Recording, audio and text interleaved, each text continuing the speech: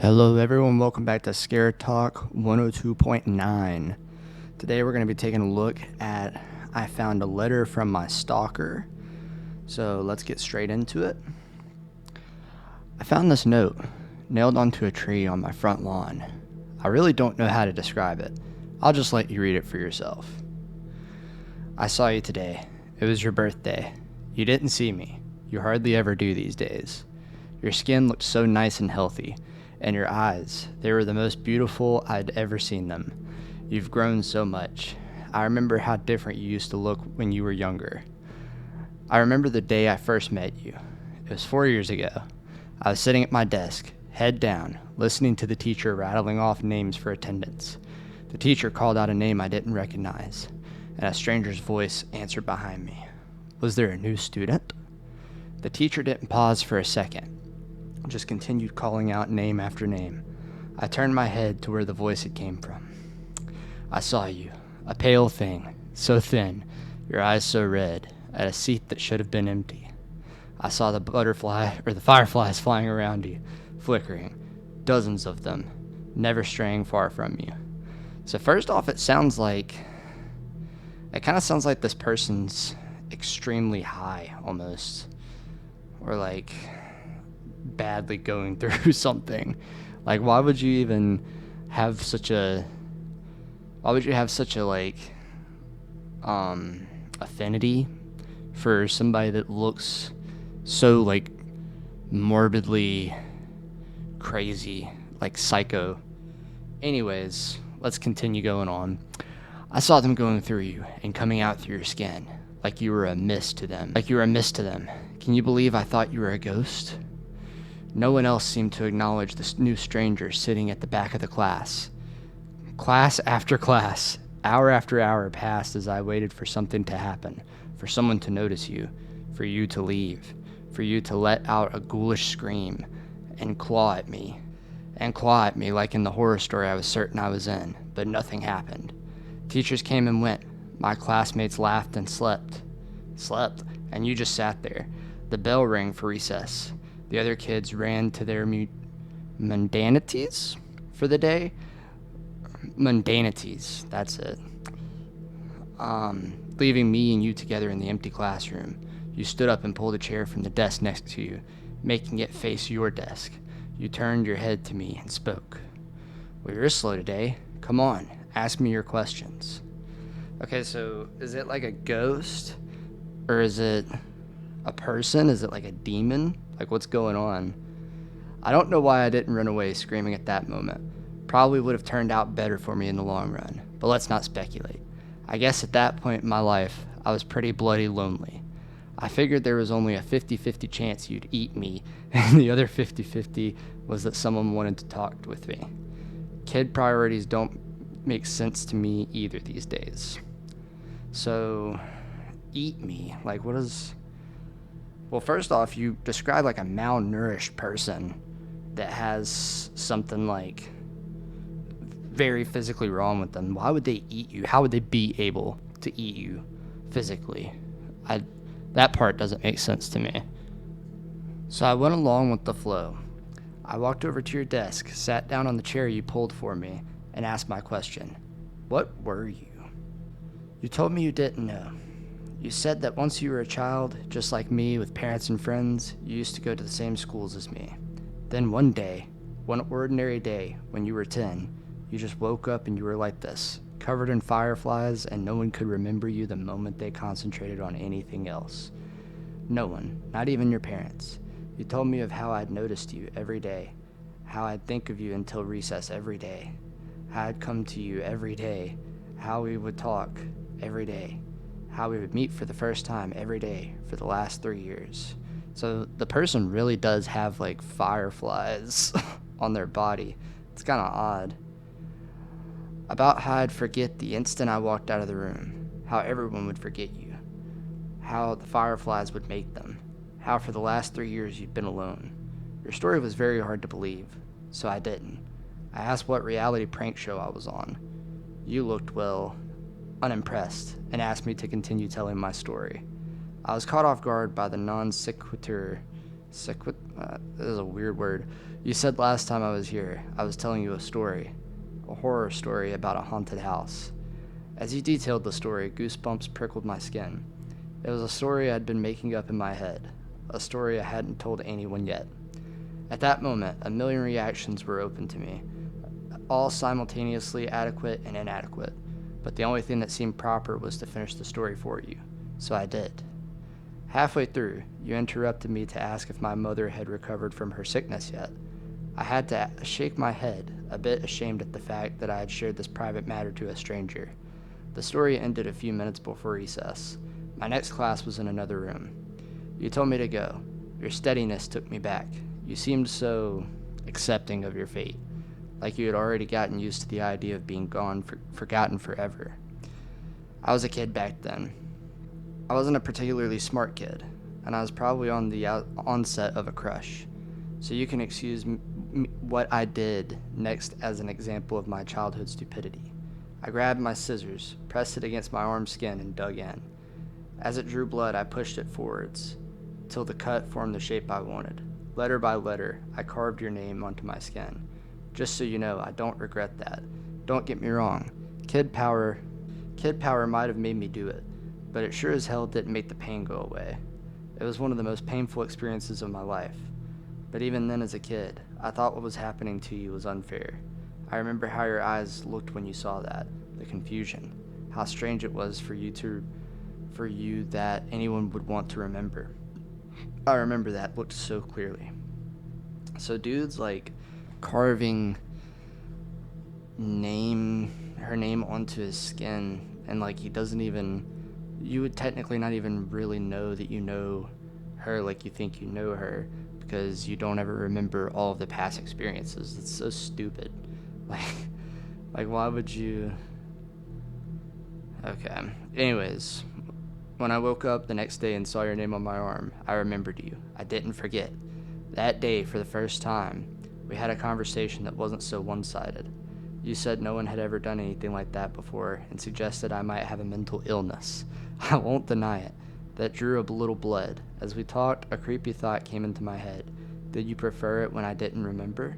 That night, I was sitting up on my bed, staring at your name on my arm, wondering if I should cover it up so I couldn't see it and give you back your privacy, when I heard a crash. I looked up to see my bedroom window shattered and a dirty rock on my floor. I looked out of the cracked window to see a dark figure on my lawn. You were outside yelling about how we should hang out. It took me a while to get used to how bad you were at talking to people. Years without practice made you quite a bit rusty. That was alright. We had a lot of time. For the next 2 years, we spent most of our free time together. Most of the time we talked. You'd tell me an aspect of your life and how you lived. You still stayed in your old house. Your parents never noticed the food that had gone missing, never noticed the extra room, or that you'd stolen the extra keys. One night, I confided in you that I was beginning to think you were a part of my imagination. Fight Club style. I don't get the reference there, but it sounds kind of unorthodox. After all, what could you do to me that I couldn't do to myself? You spent the next month or so trying to leave bite marks on my ear or neck to prove a point. I still have a few scars on my ears, so I guess you did. Looking back, I could see the warning signs even then. Your skin seemed to get worse and worse, paler and paler, and you rubbed your eyes raw. It was in winter we had our wake-up call. The morning began like any other. I woke up, brushed my teeth, and started searching for clothes to wear. It was a winter morning, and my room was dark, so I didn't see your name on my arm. The cold sent shivers through my body and pulled out a long-sleeved jacket. A small bell rang in my head. Don't you usually roll your sleeves up? Yeah, and why did I? That was annoying. I finished tidying up and headed to school. On the school bus, I felt oddly content, like something I had been worrying about just disappeared. I walked up the school stairs, down the hall, through my classroom door, and sat down on my desk. The same feeling of a burden forgotten hounded my mind. What was I forgetting? When recess came, I just sat at my desk while my classmates ran out. It felt like a ritual, but I didn't know what for. I was contemplating just walking out to join them when I heard it. It was something small in the wind, like a whisper, but it came over and over, incessant. It sounded like my name. I knew this was strange. that this was worth my attention, but I felt oddly calm. Everything would be alright. Everything would be fine. Just ignore it. I sat there at my desk, my mind a war zone between two conflicting, contradicting voices, when I felt a force tugging on my sleeve. The moment I noticed this, my jacket sleeve tore open. I saw your name on my arm, and then your hand that had ripped my jacket open. You had been yelling at me for over 20 minutes. I think that was the moment we realized how on edge our friendship really was, one accident away from complete erasure. We spent most of the next year in the town library together, trying to find out what the fireflies were. It wasn't really a problem for me. Because of my mother's treatment, my family couldn't afford to go on any trips, and our house didn't have any heating anymore, so I was happy to spend my time with you. Trying to find information was a puzzle in and of itself. After all, how would I read about people I couldn't remember, and how would you find out who was special when no one could even remember enough about them to record them? We found our old family trees and records. Individually, we'd write down the name of everyone in the book on 2 lists, and then we would compare. The names I hadn't remembered to write down, but you had, would become the focus. They were the names who were under the curse of the fireflies. We compiled a list of suspicious books we thought could help us, because they were written by or were about the people who we were searching for. I read the books with the list of names side by side, reading it again for every page of the book. You scoured the internet on the library computers on the lookout for articles about the people. Our search would lead us to the first glimpse we got of what was really happening to you. This is kind of taking like a weird turn, like this firefly shit. Like, it doesn't really, I guess it's supposed to be like one of those sort of, what would you say, horror movies, if you could barely even call them that, really. What is it? A Quiet Place. It's kind of taken a turn like that. It's like virusy, like apocalyptic almost in a way, but really not so, because it's really just like one person, or more so like their family tree specifically. But I don't know. We'll continue on. It was late at night when you found the picture. I was a bit drowsy at that time, and almost about to nod off when I heard a sharp intake of breath. I turned to see you standing up, pointing at the screen. I didn't see anything. Well, anything noteworthy. On the screen was a picture of a clearing somewhere in the woods. You held up a piece of paper where you'd marked out 2 names. Susie Appleby Reagan, 13. Terry Appleby Reagan, 12. Siblings.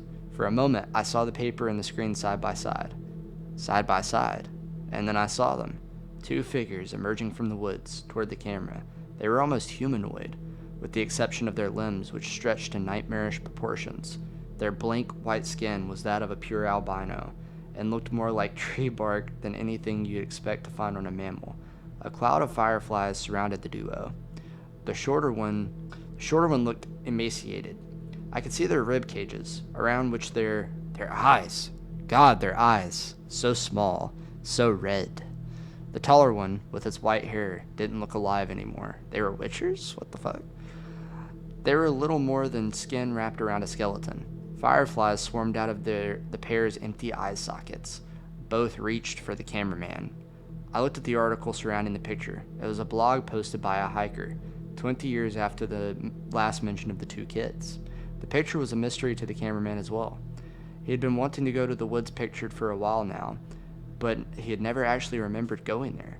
The picture had just appeared on his camera one day, out of the blue. For a moment, I looked at your face, your thin, pale face, with those red-veined eyes. Would that be you when my scar faded? Just a walking horror? I'd glimpsed, then forgot. That's worded so odd. The writer's English is breaking apart as we go on. We worked through our reading list at a much faster pace starting from that moment. They're messing my English up now. Maybe we should have gone slower. At least every book, every website we'd left untouched, promised hope. The books that we finished and tossed aside promised nothing but the clearing in the woods as one's future, and we tossed aside a lot of books. I believe I had tore through 3 months of my reading list before I stumbled across the journal. Oh God, that horrible, horrible journal. The journal used to belong to a mental patient named Joey, who claimed to be a serial killer. He was locked up in an asylum when the police discovered his supposed victims never existed. He was diagnosed with a need for attention and shoved away. They should have electrocuted him. They should have fried him until his flesh melted? What? That's it's a little bit odd. Like, so they say that he didn't murder anybody, he just wanted attention. Why would you burn him? They should have fried him until his flesh melted and his hair burned. In his journal, he talked about how he carried out his killing, so he did kill people. What the fuck?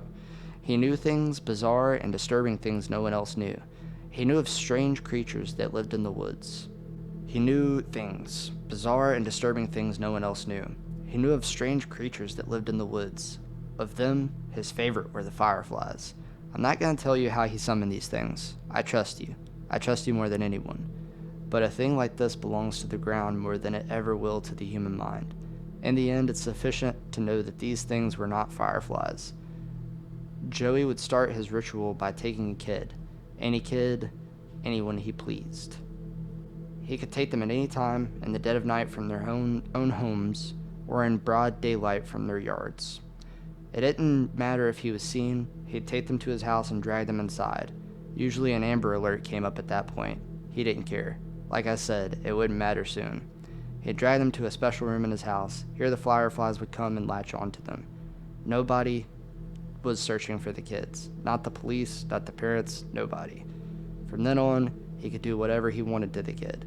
He'd get bored of them after a day or two after the child had broken. At that point, he'd dispose of them. Hacksaw, kitchen knife, anything would work.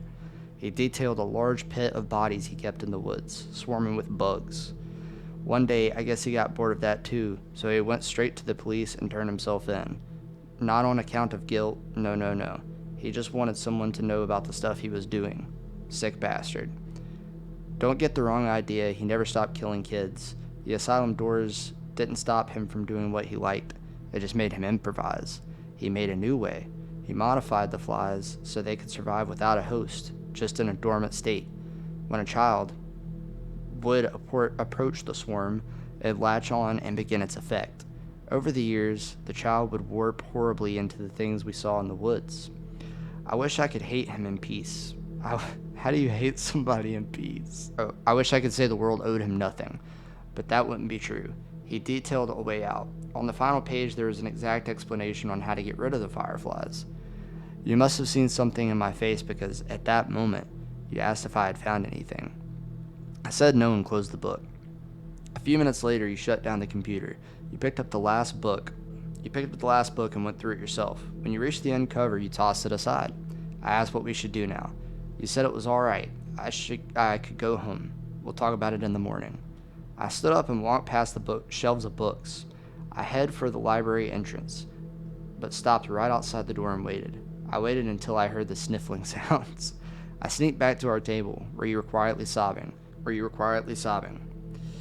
had your head in your hands. I sat back down as you raised your eyes to me. You said you wished you never met me, how happy you were when you had nothing to lose, how I ruined your life.